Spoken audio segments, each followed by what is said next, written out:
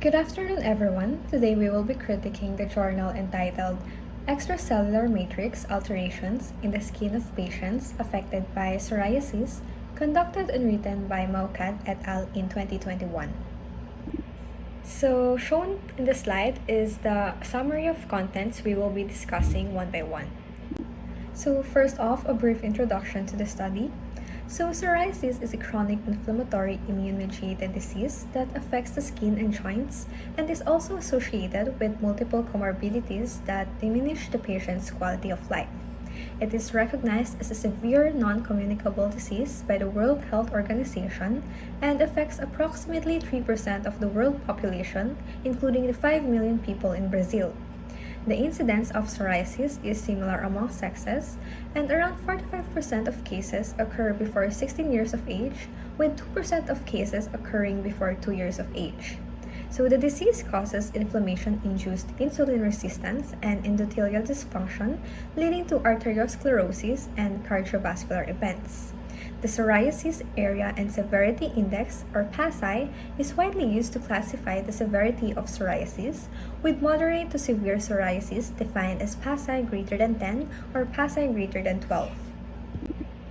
Stated in the study, the extracellular matrix, or ECM, is observed to be critical during the epithelial morphogenesis and modulates cellular signaling, and the alterations in ECM might help better understand the psoriasis molecular mechanisms.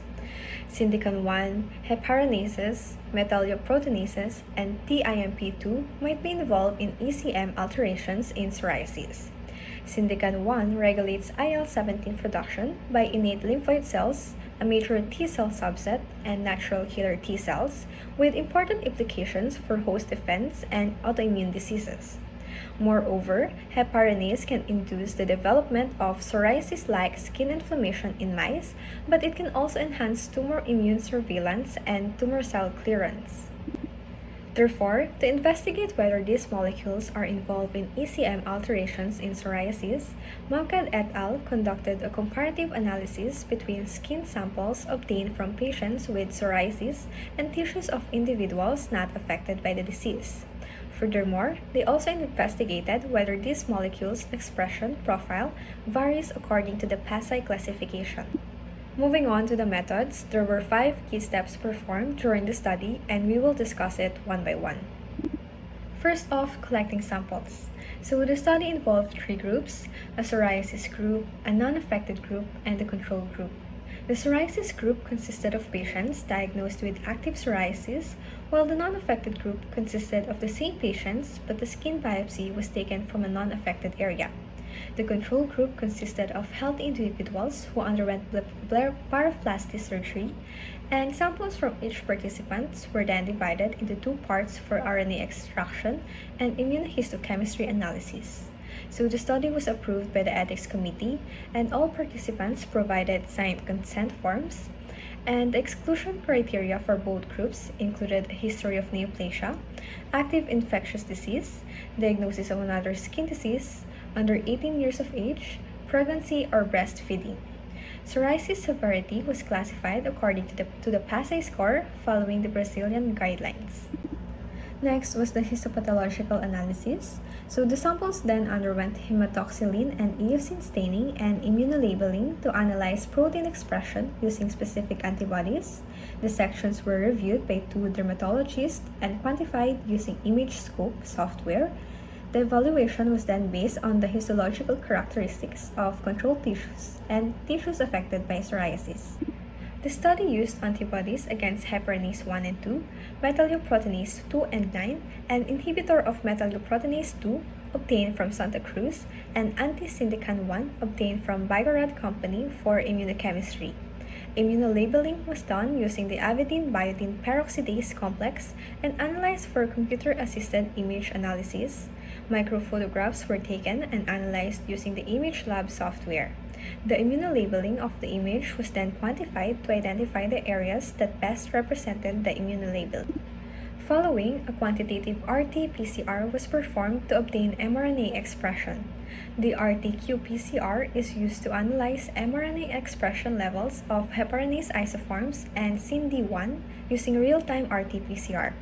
Total RNA was extracted from the samples, reverse transcription was carried out, and specific primers were used for amplification. The housekeeping genes RPL13A and GAPDH were used as controls, and the values were expressed as negative delta CT in triplicate. The amplification was carried out using the Maxima Severe Green qPCR master mix and the thermocycler for amplification in real time. The melting curve temperature was determined for each pair of primers. The statistical analysis was then performed using GraphPad Prism 5 software. The data were expressed as means and standard deviation with a significance level of pi less than 0.05. ANOVA and Bonferroni adjustment tests were used to compare different groups, while the T-student test and Dunn's test were used for analysis between two groups. Hello. So for the results and discussions, you can see here that the proteins were subjected to the control groups, the non-affected, and the psoriasis affected, and was described accordingly through our three different methods. And for this slide, we have HPSE and HPSE2. And for the results, we have observed a significant increase in protein and mRNA expression.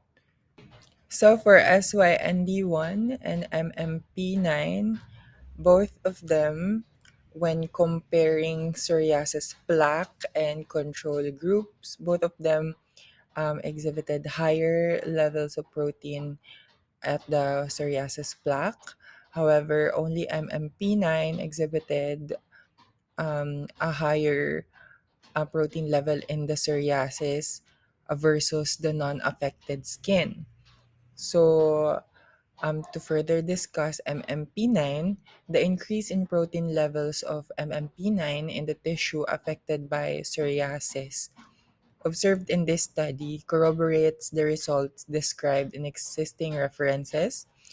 Um, However, it is important to note that the protein expression of MMP9 is also significantly higher in the non-affected tissue of patients with psoriasis compared to the control group. It is a novel result in this paper and suggesting that the change in expression of MMP9 is a systemic event and not just a feature of the affected region, indicating that this protease could serve as a marker for the disease even when the patient does not present the active disease, that is, does not present psoriasis plaques on the skin.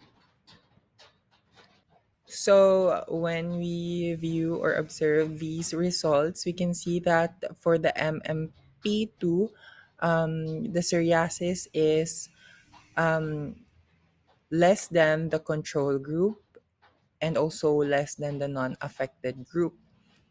However, when we compare the non-affected group to the control group, it is higher in terms of protein level of MMP2. Meanwhile, in the TIMP2, we can see that the psoriasis plaque is only greater than the control group, and then when we compare the non-affected group to the control group, the non-affected group exhibits higher protein levels of the said protein. So the increase of the protein levels for TAMP2 may be a key molecule in the activation of MP2 in psoriasis, and the activation of MMP2 promotes remodeling of the extracellular matrix in the inflammatory processes characteristics of a psoriasis condition. Therefore, TIMP2 may also contribute in this manner to the inflammatory process. So, next slide. To sum it all up, based on all those results, these proteins exhibited higher protein levels in the psoriasis plaque when compared to the control group, namely the HPSE2, the SYND1, MMP9, and the TIMP2. So, The analysis also uncovered that the non-affected skin tissue of psoriatic patients has exorbitant protein expressions of HPSE2, SYND1, MMP9, and TIMP2 compared to control tissues, proposing that these transitions transpire in the early phases of the disease. These conclusions indicate that ECM changes in psoriasis may contribute to the disease's advancement and keeping. So furthermore, the study unveiled that the non-affected skin tissue of psoriasis patients also displayed increase in expression levels of HPS E2, SYND1, MMP9, and TIMP2 compared to control tissues. It implies that ECM changes could occur even in premature phases of the disease and in scarcity of a psoriatic plaque. This finding is particularly impressive since it proposes that the skin's ECM or extracellular matrix alterations may be implicated in activating the disease. The article Extracellular Matrix Alterations in the Skin of Patients Affected by Psoriasis supplies discernment into the molecular alterations in psoriatic skin. The study extrapolates that the expression of HPSE, HPSE2, SYND1, MMP9, and TIMP2 increases greatly in psoriatic skin biopsies, implying changes in the extracellular matrix in psoriasis. The findings of the study provide valuable insights into the pathogenesis of psoriasis. The significant increase in the expression of ECM molecules in psoriatic skin biopsies indicates that ECM alterations contribute to the disease's progression and maintenance. Furthermore, the higher expression of these molecules in non-affected skin tissue suggests that ECM alterations may be involved in initiating the disease. This study has several strengths, including a robust sample size and an extensive evaluation of key ECM molecules. The study's findings provide beneficial discernment into the pathogenesis of psoriasis and underscore possible therapeutic targets directed at ECM molecules. However, it has several limitations, including needing more functional validation of the identified molecules' roles in psoriasis pathogenesis. Further studies should focus on validating the functional roles of these molecules in psoriasis pathogenesis and evaluating their potential as therapeutic targets.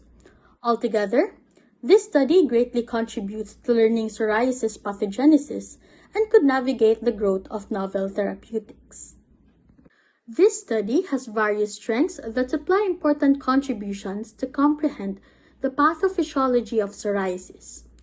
The authors utilized immunohistochemistry, histology, and quantitative RT-PCR to approximate the expression levels of HPSE and HPSE2 in the skin of psoriasis patients and healthy people. One strength of this article is its usage of numerous strategies to assess the changes in the extracellular matrix of psoriatic skin.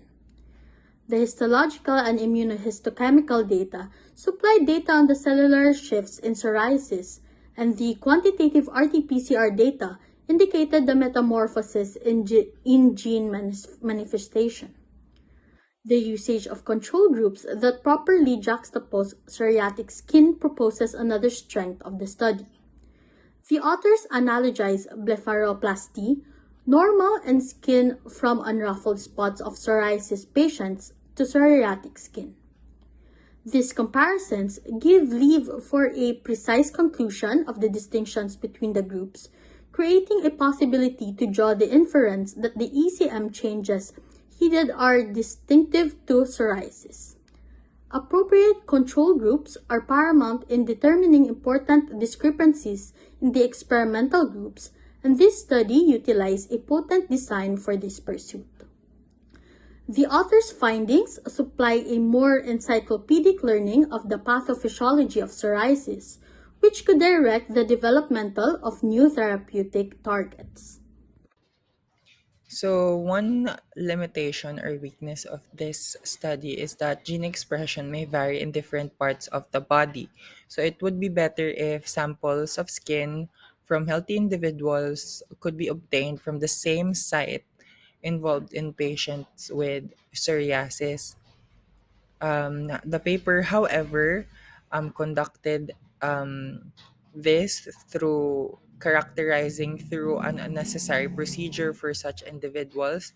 So the paper utilized collection of tissue from blepharoplasty as control to remedy um, the issue. So one recommendation was to get samples of skin from non-affected groups from the same sites involved with patients that are affected by psoriasis.